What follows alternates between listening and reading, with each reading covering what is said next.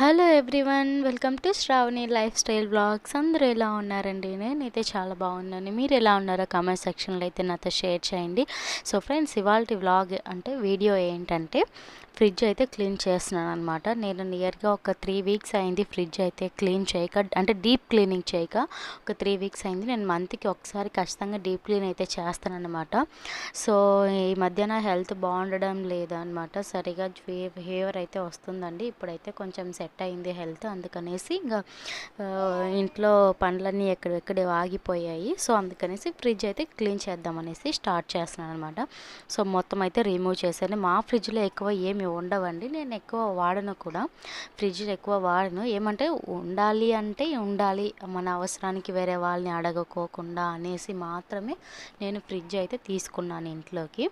So ఇప్పుడైతే ఇవి నేను వాష్ చేస్తాను అనమాట. ఈ వాష్ చేసే నీటిలో నేను ఒక 1 స్పూన్ డెటాల్, 1 స్పూన్ వచ్చేసి డిష్ వాష్ లిక్విడ్, 1 స్పూన్ వచ్చేసి సర్ఫ్, ఒక 1 స్పూన్ బేకింగ్ సోడా, ఇవన్నీ వేస్తే క్లీన్ చేస్తాను. నేను యాక్చువల్లీ ఆ క్లిప్ అనేది కెమెరా ఆన్ చేయడం మర్చిపోయాను. అన్నీ రెడీగా ఉంచాను కానీ కెమెరా ఆన్ చేయడం మర్చిపోయానండి.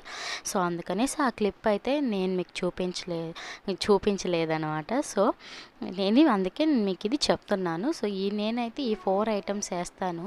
ఎందుకంటే మనం ఫ్రిడ్జ్లో ఎక్కువ ఏదో ఒకటి పెడుతూ ఉంటాము, మనం వాడకపో అది అనేది కొంచెం బ్యాక్టీరియా అనేది ఫామ్ అవుతుంది ఆటోమేటిక్గా.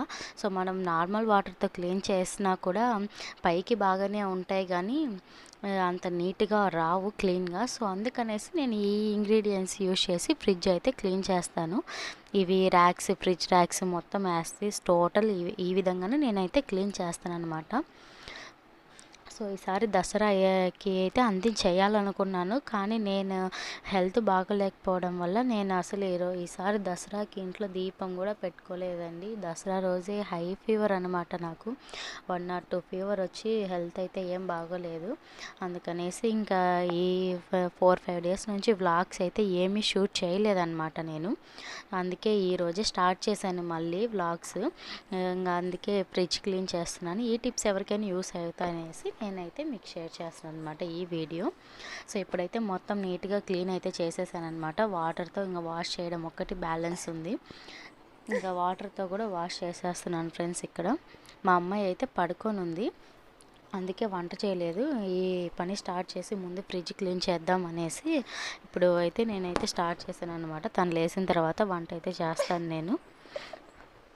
నేను వాయిస్ ఓవర్ ఇస్తున్నప్పుడు మా అమ్మాయి లేచింది, సో అందుకే కొంచెం డిస్టర్బ్ ఉంటుంది. సో ఏమనుకోవద్దండి ఫ్రెండ్స్.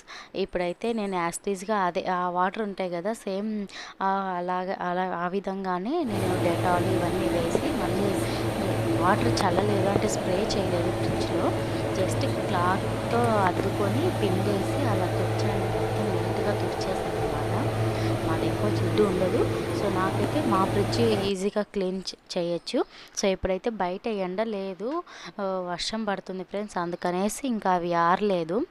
అందుకనేసి పొడిగుడ్డ తీసుకొని వాటిని మొత్తం నీట్గా అయితే క్లీన్ అయితే చేసుకున్నాను అనమాట. సో ఊరికి కడిగేసి అట్నే వాటర్ అంతా ఆరకుండానే పెట్టడం నాకైతే నచ్చదు. సో ఏ పని చేసినా క్లారిటీగా నీట్గా ఉండాలనేది నా కాన్సెప్ట్.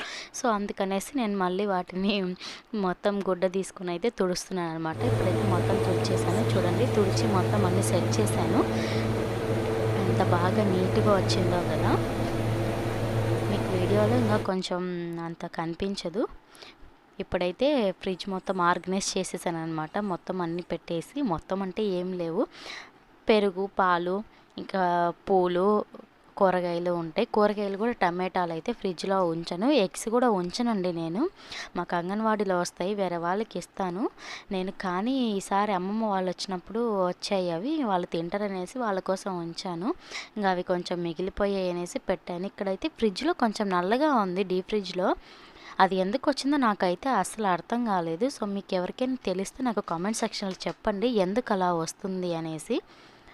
సో ఎవరైనా నాకు చెప్పండి ప్లీజ్. సో ఇది ఫ్రెండ్స్ ఇవాళ వీడియో. నా వీడియో మీకు నచ్చితే లైక్ చేయండి, షేర్ చేయండి, మన ఛానల్ని తప్పకుండా సబ్స్క్రైబ్ అయితే చేయండి.